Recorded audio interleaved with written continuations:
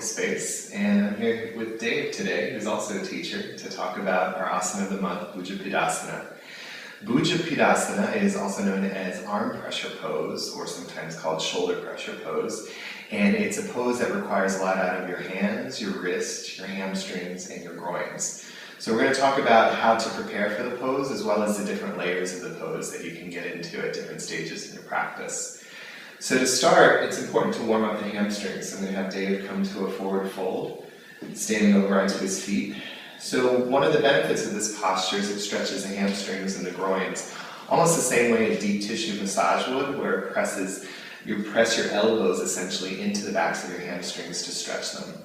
So to start and to warm up the wrist, I'm going to have Dave bring his hands right underneath his feet, just to stretch the bases of the wrist, and shift weight forward into the fronts of his feet. So that way the wrists are all nicely stretched out and a little bit more pliable for the arm pressure pose that we're going to do in a moment.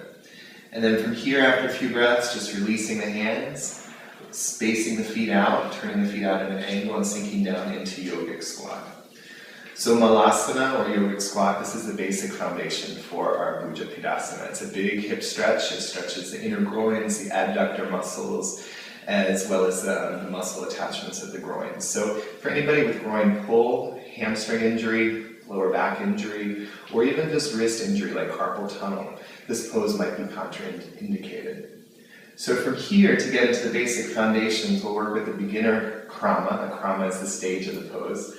We'll have Dave bring his hands, place them behind his feet. So literally stepping hands behind feet. Okay? So from here, what he's going to do is work to bring the L's of his thumb and index finger right behind his ankles, or right behind his heels. So stepping in, so literally the heels fall into the V, the little groove in the V. Now this might be intense enough. This might be the stage that you work at, or this might even be too intense. So for some folks, this might be the edge, and we'll show you some variations if you're kind of in between. So if pressure on the hands is too intense, I'll go ahead and have you step your hands out, and then sit back on the block. And you have to get the block in the right position, or else. So once he has the block here positioned, it's malasana, same stretch of the hips, same stretch of the adductors, but with a little bit more support. How does that feel? That's great. Good. So for those of our friends who have really tight calves or calcaneal attachments, or the back of the calf muscle just feels really tight, I'll have you go ahead and stand up for a second, or lift the hips up, and we're going to bring the block, or excuse me, the blanket right underneath your heels. So this is common for folks who wear high heels, or folks who are runners, that bringing their heels all the way down for the prep of this pose is going to be really intense. So the key with all of these postures that I've been showing you so far is that you give it a little time to cook. So at least a few seconds to kind of sink in, take a few breaths, maybe upward of 10 breaths actually, or even maybe more, to let the muscles and the tendons all sort of lengthen out.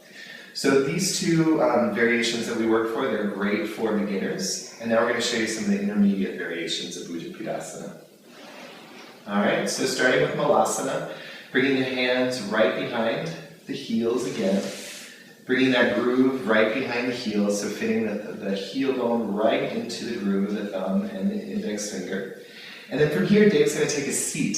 So he's going to drop down into his hips, sort of test the temperature for this, make sure his hands are fully connected to the mat, fingers pressing into the mat, four corners of the palms pressing into the mat, and he doesn't feel any pain or excessive wrist pressure in his actual wrist or forearms. So from here, I'm going to check in. How you doing? Good? Good. So once the hands feel like they can bear weight, he's going to begin to bend or walk the feet closer together, keeping the feet on the floor. So this can be sort of like a little dance you do to see if the big toes will touch. Nice. And then if he feels confident from here, keeping the elbows bent, the elbows are creating a shelf for the hamstrings and hips to rest on, he can begin to cross the feet one over the other. You can choose. Nice. And then there's a little bit of a trust fall, that swing. So from here, what he's doing is he's engaging the deepest wall of his abdomen, his transverse abdominis, to lift up. His hands are pressing into the earth, and his feet and legs are literally on a swing here. Deep stretch of the hips and the hamstrings and all those little adductor muscles. So how's that feel? Good. Good. So come on, that side looks happier for some reason. So we will all have one side that crosses a little bit easier than the other. So go ahead, take a rest, take a forward fold, and we'll come into the next stage. Go ahead and bring the hands right underneath the balls of the feet. Shift forward.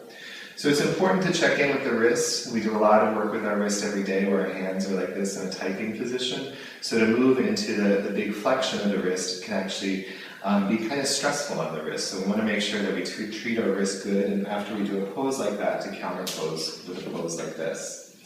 So for the advanced variation of the pose, how are those wrists feeling? Good. So we're going to come back to Malasana, yogic squat, sink down, and then step one arm under, and then the other arm under. And spread the hands, sink down, take the same seat. Take the little dance, the feet walk in towards the center. Crossing ankles. Keep your fingers crossed. And we'll see what happens. Frankly, advanced yoga really means that you're enjoying it rather than being a really technically hard pose. So as long as he's breathing, he's having fun with it, they're smiling, he's not giving me the stink eye yet. So from here, what Dave will do, actually he's almost there, straighten the arms all the way. Good. Now work to bring the feet right in between the hands. Swing the hips up, and maybe drop the forehead or the crown of the head gently to the floor. Close. There you go, almost there. So this would be the advanced stage of Bhujapidasana. Alright? And to come out, you can either just step out, release, or slowly make the transition back through crow pose or crow variation back into chaturanga. Nice. Well done. And that is Bhujapidasana. Anything I left out or anything you want to add? Nope. Just a little bit of wrist work at the end. Mm-hmm. Work out any tension in the wrist. You can interlace the fingers, press the palms forward. You can flip one hand over the other, interlace. Yeah, that's what I like to play. Oh yeah, that one's good too. Just relaxing the wrist either at 6 o'clock or 3 and 9. Great. So we hope you enjoy this month's asana of the month, Bhujapidasana. Oh, should we show the fun picture variation first? Which one is that? The happy baby pose. Sure. Alright, so Dave's going to come to happy baby pose. This is accessible to everybody. It's not the most photogenic version. Come on back. So this is the reclining version of Bhujapidasana. Elbows press down into the hamstrings so that the lower back, the sacrum, will come to the floor. So anybody can get the same benefit of happy baby, which is the basic foundation of this pose, going all the way up to the advanced variation of the pose. And that's our asana of the month. We hope you enjoy. Namaste. Namaste.